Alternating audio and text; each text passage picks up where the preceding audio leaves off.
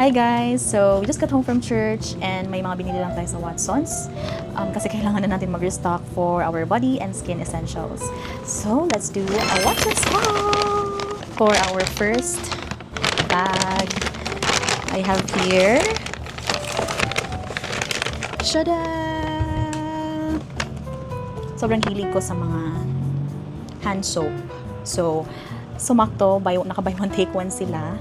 So, I think this is from $199 down to $169. Naka-buy one take one na. So, I have here watermelon and sweet pea. So excited. Next one is this K-Glow Almond Body Scrub. So, I think this is my third time using this. So, I bought this for $249. So, sobrang bango niya, guys. Ayan. Wait lang. Ayan. Meron din siyang parang scoop niya. This is my third time na kasi napansin ko after kong maligo. Like, sobrang smooth ng skin ko. Kapag pinipare ko din siya nung soap ko, ipapakita ko sa inyo later. So, pag ipipare ko siya ng soap na yun, after is parang smooth yung skin ko. I've been using this for ilang months na. Basta third time ko na siyang ginagamit. So, ayan. So, for our third bag, we have here Cetaphil Gentle Skin Cleanser, and I bought this for $592. Ito na yung ginagamit ko ever since kasi since nung nagpapatreatment ako ng face. So, ito na yung nare-recommend ng derma. So, next is yung Colgate Plaques. I bought this for 44 pesos. So, ginagamit ko siya like pagkagising. So, nagma-mouthwash ako. Ayan. And next is Dove Radiant Care. So, ito yung soap na ginagamit ko. So, bali tatlo na siya. 3 pieces in 1 box. Dati, isang piraso lang or pieces lang yung binibili ko. So, may nakita akong isang ganito na. So, 3 pieces in 1 box. 3 bars. 3 bars in 1 box. So, I bought this for $238. So, ngayon, it's a serum bar, niacinamide, and alam nyo anong mas maganda dito. It has 50 times niacinamide omega-6. So, feeling ko yung purple yung nakuha ko kasi yung ginagamit ko is pink, yung pink nila. Well, mabango naman din siya. Mabango din naman yung pink. So, ito yung sinasabi ko kanina, guys, na pinipair ko with my almond scrub. Sobrang bango niya, promise. And after ko maligo, sobrang smooth ng skin ko. So, ito na talaga yung parang holy grail ko kasi sobrang smooth ng skin ko. Ayan. So, Dove with almond scrub. Ayan.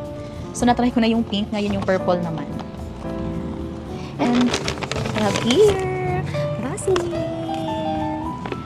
Vaseline Glutathione. So, I bought this for $469. Pero, meron pala dito sa TikTok na mas mura. Pero, ito na yung ginagamit ko ever since, guys. So, kapag ito, with the soap, with the almond body scrub, sobrang perfect combination ng tatlo para sa akin. Based on my experience, sobrang smooth ng skin ko at ang bango-bango pa. I have also a gold nito before. Bumili ako ng gold nito before. Ngayon yung pink.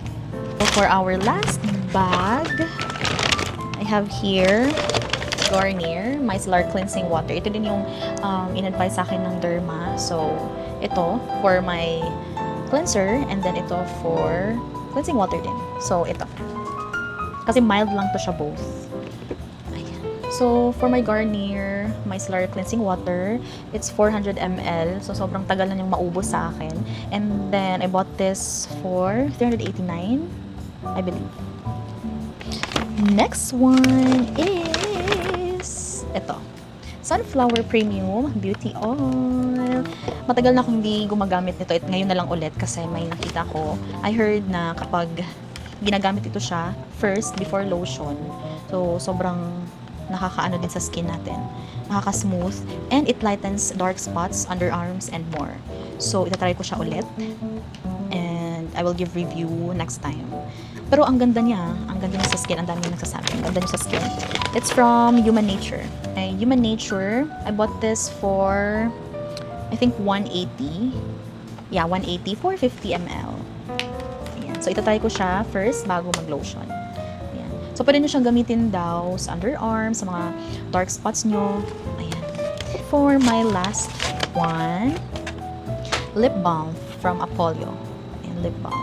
So, first time ko siyang gagamitin. Actually, madami na akong ginagamit na lip balm. So, gusto ko na din siya, na-try ko na din yung Vaseline, ganyan. So, gusto ko siyang i-try Apollio lip balm. So, it has vitamin E with paraben free.